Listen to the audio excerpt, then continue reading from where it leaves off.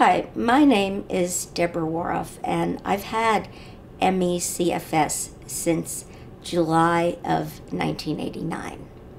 Before I got MECFS, I was an extremely energetic and athletic person. I did a lot of sports.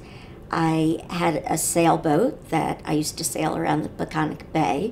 I played tennis whenever I could get near a tennis court. I played squash competitively for a while, although I was aging out of that, I have to admit, by the time I got this disease.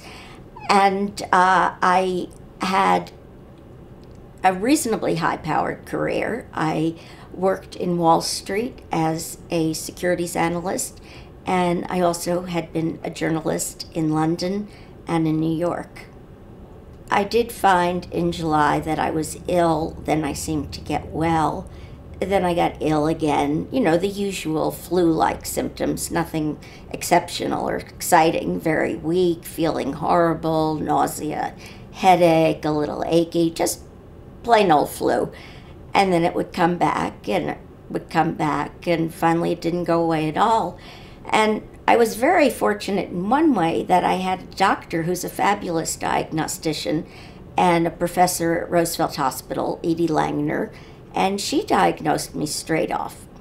Then another doctor sent me to New York Hospital, which is tops in the field of infectious diseases, and another doctor, Barry Hartman, who's an expert in infectious diseases, confirmed the diagnosis. They were both going on the Holmes Criteria that had come out in 1988, based on Gary Holmes, one of the two CDC doctors who had come to look over Incline Village.